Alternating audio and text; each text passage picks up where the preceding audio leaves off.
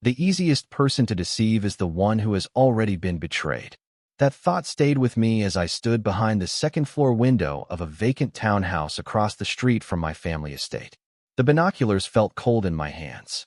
Through the glass, I could see my fiancée moving through the kitchen. Claire Bennett, the woman I was supposed to marry in 6 weeks. The woman everyone insisted was perfect for me. My mother adored her. My staff respected her. Even people who normally feared my reputation seemed to relax around her. And that was exactly the problem. Nothing in my life had ever been that simple. The morning sunlight spilled across the marble countertops as Claire carefully arranged fresh flowers into a vase. She wasn't dressed like someone trying to impress a wealthy family. No designer clothes. No expensive jewelry. Just a pale blue sweater and jeans. She looked more like a schoolteacher than the future wife of one of the most powerful men in New York. Maybe that was why I couldn't stop watching her. 2 years earlier, I had trusted someone completely. 2 years earlier, I had learned exactly how expensive trust could be. Since then, I questioned everything. Every smile. Every promise. Every declaration of love. Especially when it came from someone standing beside a family fortune. Claire carried a tray toward the sunroom where my mother spent most of her mornings. Evelyn Moretti had been fighting heart complications for nearly a year. The doctors were optimistic, but age and illness had a way of changing even the strongest people. My mother had always been the center of our family. Seeing her move more slowly these days felt wrong. Through the lens, I watched Claire kneel beside her chair and adjust a blanket over her legs. She handed her a cup of tea. My mother smiled. A real smile. Not the polite one she offered visitors. The genuine one I hadn't seen often in recent months. Claire sat beside her and opened a book. She began reading aloud. I couldn't hear the words from across the street, but I could see my mother's expression soften as she listened. The sight should have reassured me. Instead, it made me uneasy. People performed when they knew they were being watched. That was human nature. But Claire didn't know I was here. Officially, I was in Chicago handling business negotiations. My plane had never left New York.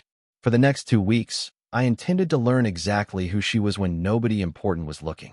My phone buzzed. A text message from Margaret Hayes, my mother's longtime housekeeper. She had worked for our family for over 20 years. If anyone knew what happened inside those walls, it was Margaret. "She's with your mother again," the message read. 3 hours already. I looked back through the binoculars. Claire was laughing softly at something in the book. My mother reached over and squeezed her hand. The moment looked effortless, natural, real, and somehow that bothered me more than if it had looked fake. Because if Claire was pretending, she was better at it than anyone I had ever met. And if she wasn't pretending, then I was about to discover something far more dangerous than deception. I was about to discover that I might be wrong. The second day was worse. Not because Claire did anything suspicious. Because she did not. I arrived before sunrise with a paper cup of black coffee that had already gone cold by the time the estate lights flickered on.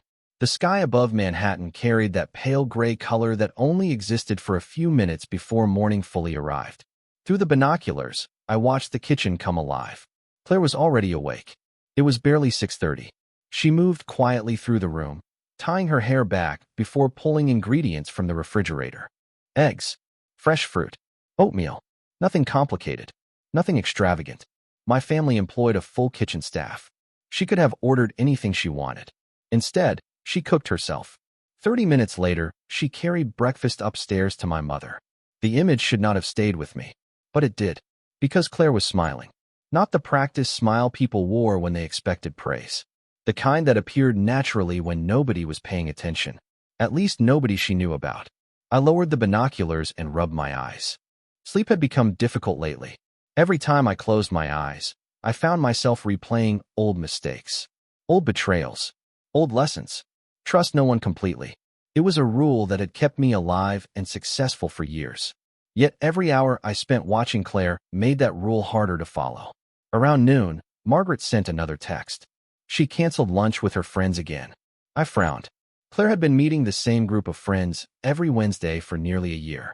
According to Margaret, this was the 3rd week she had canceled. I looked back toward the house. Claire sat beside my mother in the garden. Evelyn wore a wide straw hat while Claire carefully adjusted a blanket across her lap. The doctors encouraged short periods outdoors when the weather cooperated. My mother looked stronger than she had in months. healthier, happier. It was not difficult to understand why. Claire listened when Evelyn spoke. Most people only waited for their turn to talk. Claire actually listened. The afternoon passed slowly. At one point, my mother dropped a small flower pot while attempting to move it. Claire reacted instantly. Not dramatically, not with panic. She simply knelt beside her, checked that she was comfortable, and helped her settle back into the chair. Then she spent nearly 20 minutes cleaning the soil from the patio herself, even though several staff members offered assistance. I found myself smiling before I realized it. The expression disappeared immediately. I was not here to admire her. I was here to learn the truth. Late that evening, the house grew quiet. Most of the lights shut off one by one. I expected Claire to finally leave. Instead, she remained. Through the upstairs window, I watched her sitting beside my mother's bed with a book open across her lap. The clock on my dashboard read 10:42. Then 11:15. Midnight. Still there. Evelyn had fallen asleep hours earlier. Claire stayed anyway, reading quietly beneath the soft glow of a bedside lamp. The sight unsettled me more than anything else I had witnessed. People rarely stayed when there was nothing left to gain. My phone vibrated suddenly. Margaret again. There is something you should know. I sat up straighter. Finally. What? I typed back. 3 dots appeared. Disappeared. Reappeared. Not over text. Call me tomorrow. My stomach tightened immediately. There it was.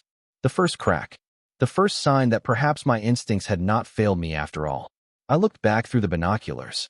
Claire stood from the chair and gently adjusted the blanket around my sleeping mother. Then she reached for a framed photograph on the nightstand. It was an old family picture taken years ago. My father, my mother, me. She smiled at it for a moment before placing it back exactly where she found it. The gesture looked harmless, affectionate, even. But after Margaret's message, I found myself questioning everything again. Maybe that was the problem with suspicion. Once it entered a room, it changed the shape of every shadow. I watched Claire turn off the lamp and quietly leave the bedroom. For several seconds, the hallway light illuminated her face before she disappeared around the corner. And for the first time since this test began, I caught myself hoping Margaret was wrong. I used to believe that secrets announced themselves, that they arrived looking suspicious, carrying obvious warning signs. I learned differently on the 4th day. Rain tapped softly against the townhouse windows as I settled into my usual position before sunrise. The estate across the street looked peaceful beneath the gray morning sky. For a while, nothing unusual happened. Claire prepared breakfast. She helped my mother organize old photographs. They spent nearly an hour laughing over memories I could not hear. By noon, I was beginning to think Margaret's warning had been exaggerated. Then a black sedan pulled into the driveway. Not one of ours. Not a delivery vehicle. Not someone I recognized. My pulse immediately sharpened. A man stepped out carrying a large envelope. He wore a simple brown jacket and baseball cap. Nothing remarkable. Yet Claire reacted the moment she saw him. She hurried outside before any member of the staff could reach the door first. Through the binoculars, I watched the exchange. The man handed her the envelope. She signed something, said a few words. Then he left. Claire stood frozen in the driveway for several seconds, staring at the package in her hands. Something about the way her shoulders stiffened made my stomach tighten. She looked around, not nervously, more like someone gathering courage. Then she walked back inside. Every instinct I possessed came alive at once. I spent the next hour watching her move through the house. The envelope never left her side. She carried it upstairs, then downstairs, then into the library. Finally, she disappeared into one of the guest rooms and closed the door. 23 minutes later, she emerged. Her eyes were red. She had been crying. I lowered the binoculars. For the first time since this entire test began, genuine doubt crept into my mind. What was inside that envelope? Why hide it? Why cry? The questions followed me through the rest of the afternoon. Claire remained unusually quiet. Even my mother seemed to notice. During dinner, Evelyn touched her hand gently and asked something. Claire smiled and shook her head. The smile looked convincing from a distance. Her eyes did not. They carried the exhausted look of someone trying very hard not to fall apart. That night, I received another message from Margaret. Did you see the package? My fingers hovered over the screen. Yes. Her reply came almost instantly. There is more you need to know. I stared at those words for a long time. Then tell me. Several minutes passed. Finally, another message appeared. Tomorrow. Frustration burned through me. I was tired of half answers. Tired of waiting. Tired of feeling like everyone knew something except me. Near midnight, I looked through the binoculars one last time before leaving. A single light remained on in the upstairs guest room. Claire sat alone at a small desk. The envelope rested beside her. She opened it again, removed several sheets of paper. As she read them, tears slipped down her cheeks. Quiet tears, the kind nobody performs for an audience. Then she carefully folded the documents, returned them to the envelope, and pressed it against her chest for a brief moment before placing it inside a drawer. She locked the drawer, turned off the light, and disappeared into the darkness.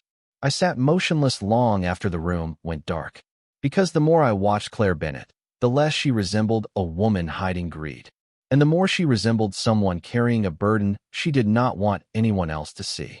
The next morning began with answers, or at least what looked like answers. Margaret arrived at the townhouse shortly after 7, carrying a leather folder pressed tightly against her side. I met her in the small dining room overlooking the empty street. Rain clouds hung low above Manhattan, turning the city silver and gray. Margaret closed the door behind her before taking a seat across from me. For a moment, she simply stared at the table. Then she slid the folder forward. I did not want to believe it either, she said quietly. My chest tightened. Believe what? She opened the folder. Inside were photographs, printed bank statements, copies of messages. Every page seemed carefully organized, methodical, deliberate. The first photograph showed Claire sitting inside a coffee shop with a man I had never seen before. The second showed the same man handing her a small envelope.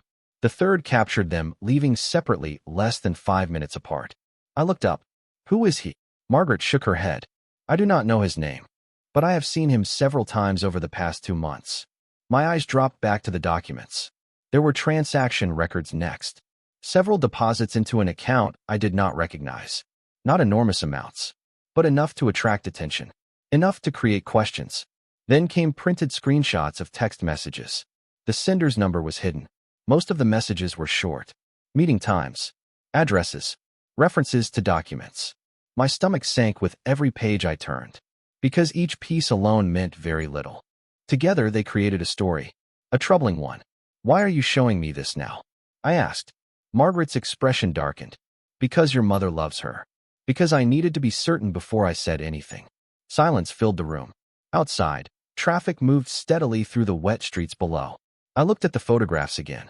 Claire's face appeared calm in every image. Comfortable. Familiar. Not surprised to see the man. Not frightened by him. Familiar. That word refused to leave my head. Margaret leaned forward. There is more. She reached into the folder and removed a final sheet. My pulse immediately accelerated. It was a copy of a property appraisal. One of my mother's investment properties. The document contained handwritten notes in the margin. Claire's handwriting. I recognized it instantly. I had seen grocery lists, birthday cards, notes left beside my mother's medication. The handwriting was hers. I stared at the page. Where did this come from? Margaret hesitated. The library. My eyes narrowed. The library? She nodded slowly. Several days ago, she was alone in there for nearly an hour. Suddenly, I remembered the first accusation Margaret had hinted at. Claire entering rooms she had no reason to enter. Looking through files. Searching through records. At the time I had dismissed it. Now I was not so sure. After Margaret left, I spent the entire afternoon reviewing the folder. Again and again. Looking for flaws. Looking for explanations. Looking for reasons not to believe it. Yet every page seemed to reinforce the same possibility. The woman I had spent days defending inside my own mind might not be who I thought she was. Across the street, life continued as normal. Claire prepared lunch for my mother. They sat together in the sunroom. They laughed. They talked. At one point my mother reached across the table and squeezed Claire's hand affectionately. The sight hurt more than it should have. Because for the first time since this test began, suspicion was no longer standing outside the door. It had found a way inside. That evening, just before sunset, I watched Claire leave the estate carrying her purse and coat. A black sedan pulled to the curb. Not the same one from before. But when the passenger door opened, my breath caught. The man from the photographs stepped out. Claire froze when she saw him. Then she walked toward him. Neither of them noticed the binoculars watching from across the street. And neither of them knew that at that exact moment, Every doubt I had spent days trying to bury came rushing back stronger than ever. For several seconds, neither of them moved. The city seemed to fade into the background as I focused entirely on Claire and the stranger standing beside the sedan. She looked surprised to see him. That much was obvious. Then she glanced around the street before stepping closer. My grip tightened around the binoculars. The man spoke first. Claire shook her head immediately. Whatever he had said, she did not like it. He held out a folder. She refused to take it. They continued talking for another minute. Then finally, with visible reluctance, she accepted the folder and placed it inside her purse. The entire exchange lasted less than 5 minutes. When it was over, the man returned to his car and drove away. Claire remained standing on the sidewalk long after the sedan disappeared around the corner. Her shoulders looked heavy, defeated somehow. When she finally turned back toward the estate, I saw her wipe at her eyes before entering the house. That image followed me all night. By morning, I had reached a decision. The test was over. Whatever explanation existed, I was tired of watching from a distance. I wanted answers directly from her. By noon, my driver was pulling through the estate gates. Staff members looked startled when I walked through the front doors. Officially, I was not supposed to return for another week. Word spread quickly. Within minutes, I heard footsteps approaching the foyer. Claire appeared at the end of the hallway and stopped abruptly when she saw me. Surprise flashed across her face. Then relief. Genuine relief. The sight should have softened something inside me. Instead, all I could think about were photographs, secret meetings, hidden documents, and unexplained envelopes. "Damien," she said quietly, "you are home early." I nodded. Apparently, an uncomfortable silence settled between us. She took a step forward. "Is everything all right?" The concern in her voice sounded real. That only made everything worse. Because if she was lying, she was extraordinary at it. My mother entered the foyer moments later. The smile that spread across her face nearly broke my resolve. Evelyn embraced me tightly before immediately beginning to tell me about Claire. How helpful she had been. How much progress she had made. How the house felt brighter whenever Claire was around. Every word felt like another weight settling onto my chest. Finally, my mother excused herself for an afternoon appointment with her physical therapist. The moment she disappeared upstairs, the house became painfully quiet. Claire looked at me carefully. "Something is wrong." I laughed once. A humorless sound. "You tell me." Confusion appeared in her eyes. Real confusion, or an excellent imitation of it. "What does that mean?" she asked. I reached into my briefcase and placed the photographs on the table between us. One by one. The coffee shop. The envelopes. The meetings. Then the bank records. The messages. Finally, the property documents. Color drained from her face. She stared at the papers without touching them. For several seconds, she said nothing.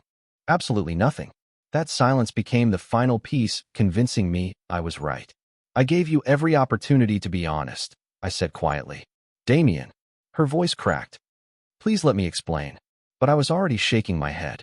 Weeks of doubt, fear, suspicion, disappointment. They all crashed together at once. "No," I said. "I think I have seen enough." Tears filled her eyes instantly. Yet she still did not reach for the documents. Did not deny them. Did not fight. She simply stood there looking heartbroken. "You do not understand," she whispered. "Then help me understand." Another silence followed. Longer this time. Painful. Claire lowered her gaze toward the floor. When she finally spoke, her voice was barely audible. "One day you will." Then she turned and walked away, leaving every question unanswered and leaving me with the terrible feeling that despite everything I had uncovered, I might still be missing the most important part of the story. The following morning felt strangely empty. Claire was gone. Not forever. Not yet. But she had moved into one of the guest cottages on the far side of the estate and avoided the main house entirely. My mother noticed the change immediately. By breakfast, she had already asked 3 questions I refused to answer. By lunch, she stopped asking and simply looked disappointed. That hurt more than the questions. The days that followed should have brought relief. Instead, they brought silence. The kind that settled into every room and made even familiar spaces feel unfamiliar. Claire no longer joined my mother for morning tea. She no longer read beside her bed. She no longer filled the house with quiet conversation and laughter. The absence was impossible to ignore. On the 3rd day after our confrontation, I returned to my office earlier than usual.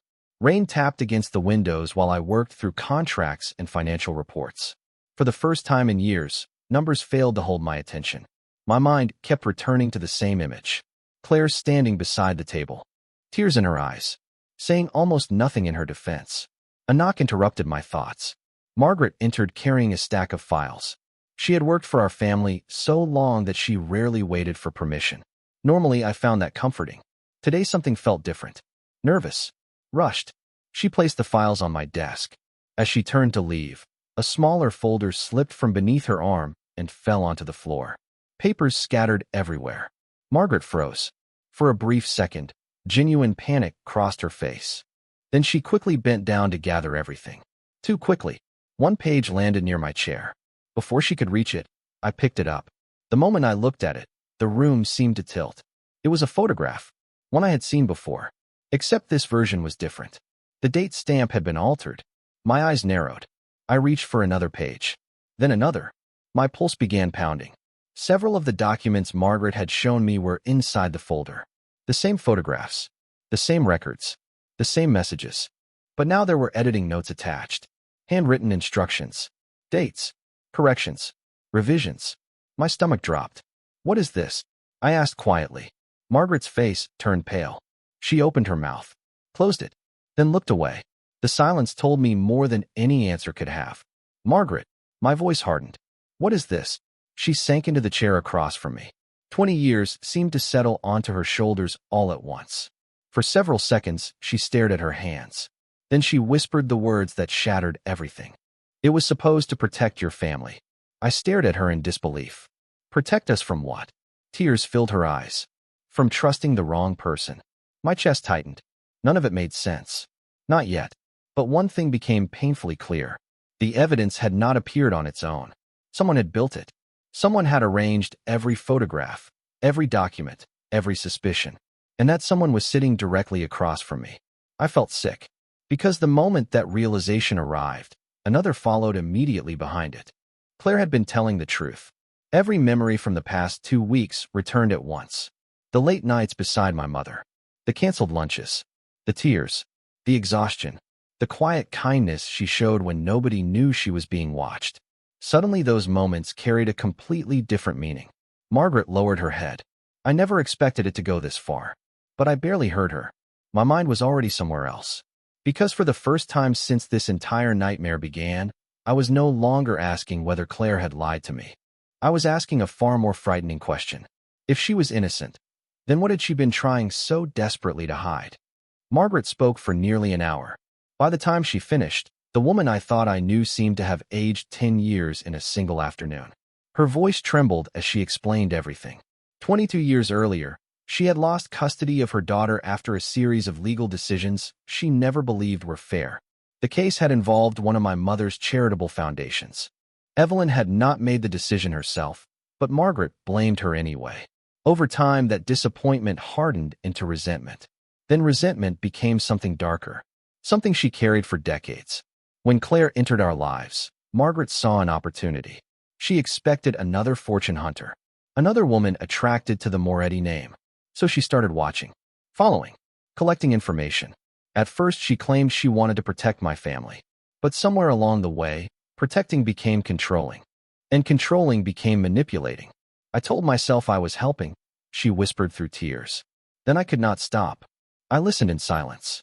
Anger should have been the strongest emotion in that moment. Instead, I felt exhausted. Because none of this changed the one fact that mattered. Claire had been innocent. Every accusation, every suspicion, every cruel assumption, all of it had been built on lies. When Margaret finally left my office, I sat alone for nearly 30 minutes staring at the rain sliding down the glass. Then I stood and drove directly to the guest cottage. My heart pounded harder with every step toward the door. I knocked once. No answer. Twice. Still nothing. The cottage was empty. A member of the staff found me standing there. "Miss Bennett left about an hour ago," he said. "Did she say where she was going?" The man hesitated. "The hospital, sir." My stomach dropped instantly. Hospital.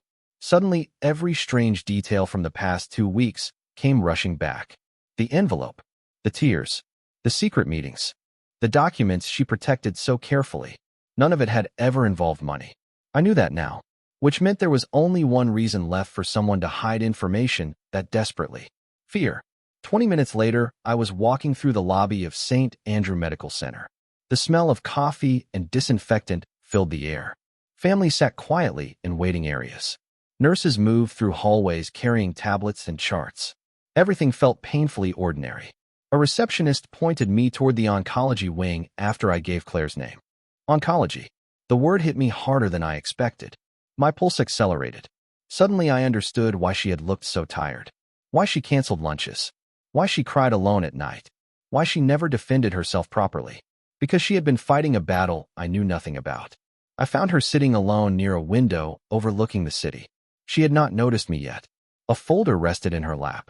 The same one I had seen weeks earlier. Her shoulders looked smaller somehow. Fragile. Not physically. Emotionally. Like someone carrying too much weight for too long. I remained frozen at the end of the hallway. Then a doctor approached her. They spoke quietly for several moments. Claire nodded, smiled politely. But when the doctor walked away, that smile disappeared immediately. She opened the folder and stared at the papers inside. Even from a distance, I could see her hands shaking. That was when I realized the most painful truth of all. While I had spent weeks hiding across the street trying to discover whether Claire loved my family honestly, she had spent those same weeks hiding her own suffering so that none of us would worry. And somehow, despite watching her every day, I had completely failed to see it. For several minutes I remained at the end of that hallway, unable to move. The city skyline stretched beyond the window behind Claire, glowing beneath the late afternoon sun. She looked so small sitting there alone. Not weak, just tired. The kind of tiredness that sleep could not fix. Eventually she sensed someone watching her. Her eyes lifted. The moment she saw me, every trace of color drained from her face. Neither of us spoke. The silence between us carried too much history now. Too many mistakes. Too many things left unsaid. I slowly walked toward her. Claire closed the folder immediately. Not because she was hiding it anymore. Because she was protecting herself. I understood that now. How long have you known? I asked quietly. She stared at the floor. A little over 3 months. 3 months. The number hit me harder than I expected. 3 months of appointments. 3 months of uncertainty. 3 months of carrying fear completely alone. Why did you not tell me? Her laugh was soft and heartbreaking. Because your mother was sick. I frowned. Claire. She shook her head. No. Listen. Her fingers tightened around the folder. Every conversation in that house was about helping Evelyn recover. Every doctor appointment. Every treatment plan. Every good day. Every bad day. She needed support. Her eyes finally met mine. I did not want to become another problem everyone had to carry. The words landed like stones inside my chest. Because they sounded exactly like Claire. Always thinking about everyone else first. Even when she should not. Even when it hurt her. I sat beside her. For the first time in weeks, there were no binoculars. No distance. No assumptions. Just the truth. The man from the photographs, I said carefully. Who was he? Claire looked confused for a second. Then realization crossed her face. Daniel. I nodded. My brother. I closed my eyes. Every muscle in my body tightened with regret. Of course. The resemblance was obvious now that I actually knew. Same eyes. Same smile. Same posture. I had spent weeks turning an innocent man into a mystery because I was looking for reasons not to trust. Claire opened the folder slowly. Then she handed it to me. I hesitated before looking inside. Medical reports. Lab results. Treatment recommendations. Appointment schedules. Nothing remotely connected to money. Nothing connected to property. Nothing connected to betrayal. Only pages filled with information no 28-year-old woman should have to process alone. The doctors are optimistic, she said quietly. But there are risks. I continued reading. My vision blurred halfway through the second page. Not because the information was confusing. Because of the dates. Many of the appointments had happened on days I was secretly watching her. Days when I convinced myself she was hiding something selfish. In reality, she had been carrying medical reports in her purse while spending her mornings helping my mother recover. I set the folder down. Neither of us spoke for a while. The hallway remained peaceful around us. Nurses passed occasionally. Families moved quietly between rooms. Life continued. Finally, I asked the question that had haunted me since our confrontation. Why did you not defend yourself? Claire looked out the window. Because I knew you had already decided what to believe. The honesty of that answer hurt. Not because it was cruel, because it was true. She smiled sadly. And because I was tired, Damien. Her voice cracked slightly. I was so tired. In that moment, I realized something that no amount of power, money, or influence could change. The greatest failure of the past few weeks was not that I doubted her. It was that while she was silently carrying one of the hardest seasons of her life, I never once asked what burden she might be carrying. I only asked whether she could be trusted. And that realization was far more painful than any truth I had uncovered. The drive back to the estate felt longer than any trip I had ever taken. Claire sat beside me in silence, staring out the window as Manhattan drifted past in a blur of lights and glass. Neither of us knew exactly what came next. Some mistakes could be fixed with explanations. Others required something far more difficult. Time. When we arrived, the house was unusually quiet. Evening sunlight stretched across the marble floors as we stepped through the front doors. Before either of us could say a word, my mother appeared at the top of the staircase. For a moment, she simply looked at us. Then her eyes moved from my face to Claire's. Somehow she understood immediately. Mothers often do. Evelyn walked down the stairs slowly and stopped in front of Claire. Without hesitation, she wrapped her arms around her. Claire broke then. Not dramatically, not loudly, just enough for months of pressure to finally leave her shoulders. I looked away because some moments belong to other people. Later that night, the three of us sat together in the sunroom where this entire story had quietly unfolded. The same room where Claire had read books aloud. The same room where my mother had slowly regained her strength. The same room I had watched through binoculars while convincing myself I understood everything. I understood nothing. The realization was humbling. Evelyn listened patiently as I explained what Margaret had confessed. To my surprise, she did not respond with anger. Only sadness. People carry wounds longer than they carry memories, she said softly. Sometimes they forget the difference. Claire nodded. There was no hatred in her expression. No desire for revenge. Only compassion. That was who she had always been. I was simply the last person to see it clearly. A week later, Margaret left the estate. Before she did, she asked to speak with Claire privately. I never learned everything that was said during that conversation. Nor did I ask. Some forgiveness belongs only to the people directly involved. What I did know was this. Margaret left with tears in her eyes. And Claire hugged her goodbye. That single gesture told me more about Claire's character than months of surveillance ever could. The following weeks brought small changes. My mother's health continued improving. Claire began focusing more seriously on her own treatment plan. For the first time, she allowed people to help her. Me included. There were doctor appointments I attended beside her. Long conversations after midnight. Difficult days. Better days. Through all of it, we learned something we should have understood from the beginning. Love is not proven by being needed. It is proven by showing up. Consistently. Quietly. Especially when life becomes uncertain. One evening, nearly 2 months after everything came apart, I asked Claire to meet me in the garden. The summer air carried the scent of roses and fresh rain. Lights glowed softly along the stone pathways. She found me standing beside the fountain where my parents used to spend hours talking. Before she could say anything, I lowered myself onto one knee. Not because I wanted to recreate a perfect proposal. Perfection had never been our story. Honesty was. I spent weeks hiding to learn who you really were, I told her. And somehow I failed to see the person standing right in front of me. Tears filled her eyes immediately. Mine were not far behind. I cannot change what I did, I continued. But I can spend the rest of my life earning back the trust one should have protected from the beginning. Claire smiled through her tears and reached for my hand. The answer came before she even spoke. Years from now, people may remember the businesses I built or the influence I carried. None of that matters much to me anymore. Because the most important lesson of my life arrived through a woman who never asked for power, never chased wealth, and never stopped caring for others, even while carrying her own fears. I once believed trust was the greatest risk a person could take. I know better now. The greatest risk is refusing to trust someone who has already proven they deserve it.